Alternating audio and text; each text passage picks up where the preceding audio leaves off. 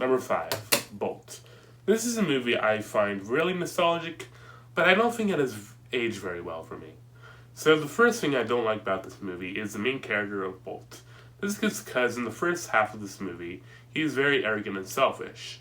I get they were trying to do because he thinks his reality is a TV show, but it makes him very unpleasant to watch in the first half. I also really don't like his owner, Penny, because she just seems like the typical nice girl, and there's nothing really interesting about her. I also don't like how cliche this story is for this movie, because a movie about a dog trying to find their owner again is very stereotypical, and you've seen it a lot before. And the only two things I like about this movie, which I really like, are the characters and the jokes. The jokes are really funny, and I think this is one of the funniest Disney movies. I also really like the other characters. I really like the cat Mittens, and I really like the hamster Rhino. I also like these three pigeons that show up every now and then.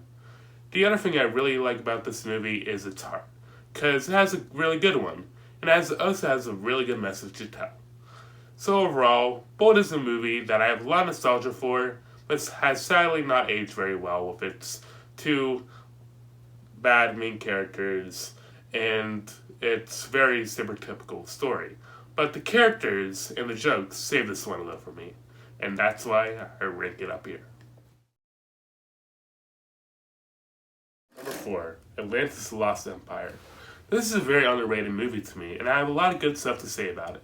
So the first thing that really catches my attention in this movie is the custom lore of Atlantis, because I like how you learn more and more about it as the movie goes on. I also like how dedicated the movie writers were in creating the Atlantean culture as their own creative culture, because they even made their own language for the people who live there. Now that is very dedicated. I also really like the animation in this movie because it's very unique and creative. The movie also has some great action scenes. Like, this is probably the best action scenes I've seen it in a Disney animation movie. I also really like the characters in this movie because they have very interesting backstories and they're very fun to watch because of that. However, there are a couple things I don't like about this movie. There are some annoying characters like the character of Mole, who looks like the animal he's named after. He's very annoying and you tell he's trying to be funny for the kids, but he doesn't really do his job for me. I also really don't like the twist villain in this movie, because you can predict it from a mile away, and the main character himself even calls himself an idiot for not realizing it. But yeah, Atlantis is very underrated. It has some great characters, a very cool custom culture, some great animation, and very cool action scenes.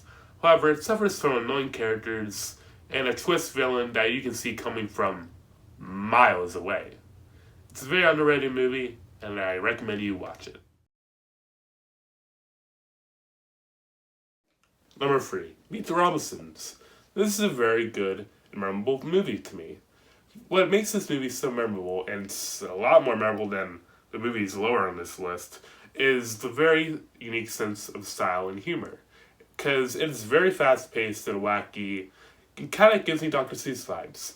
I can see how that could not work for some people, but it personally works for me.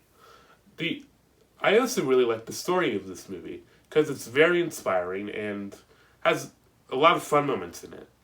And all those inspiring moments has a great message, and there is a really good ending at the end.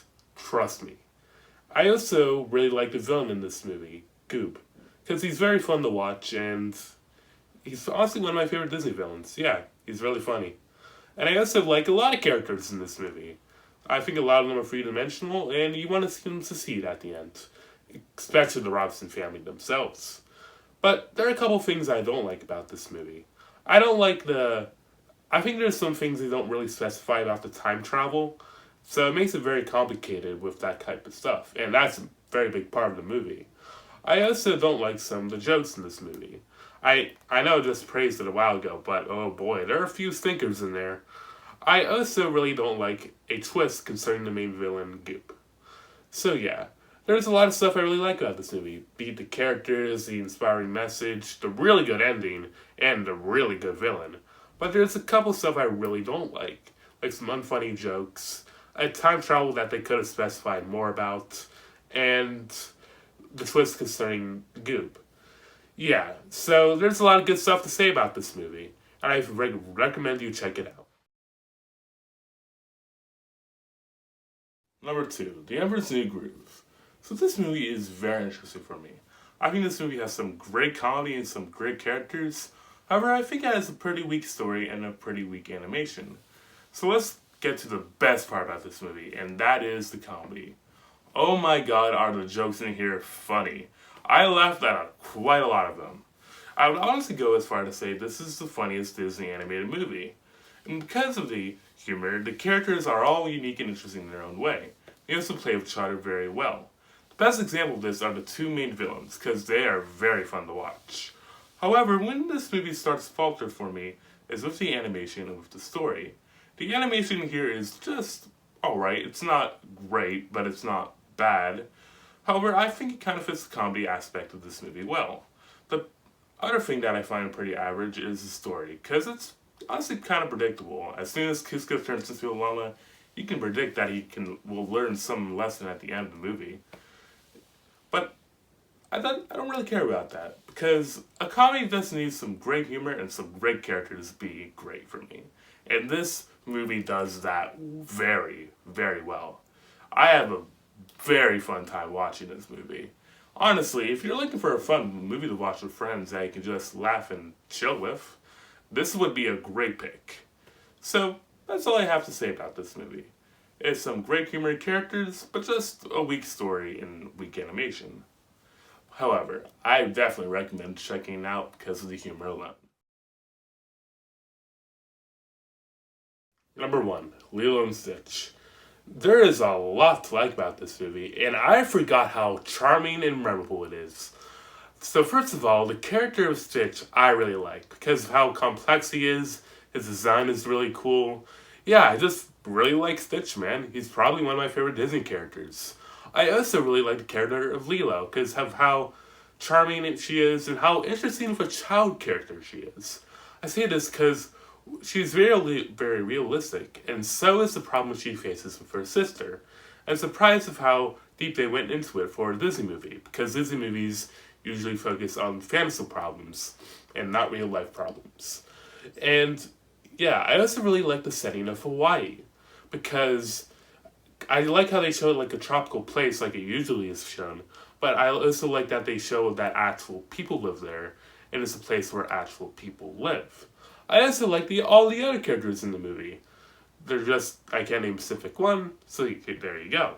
The only thing I don't like about this movie is that there are just a couple, annoying characters, but they don't take away from how charming and good this movie is. I really like this movie, and from all the movies on this list, this movie definitely deserves number one. That was my ranking of the experimental era of Disney. Man, what a hard era to get through. As you see from the time it took me to make this list, it was very, very tough to get through, and it took a long, long time to get through these mediocre to bad movies. However, there were some pretty good movies in there that I think honestly made it worthwhile. Next time, we'll be talking about a revival of sorts. But for now, I hope you have a nice day, and I'll see you next time.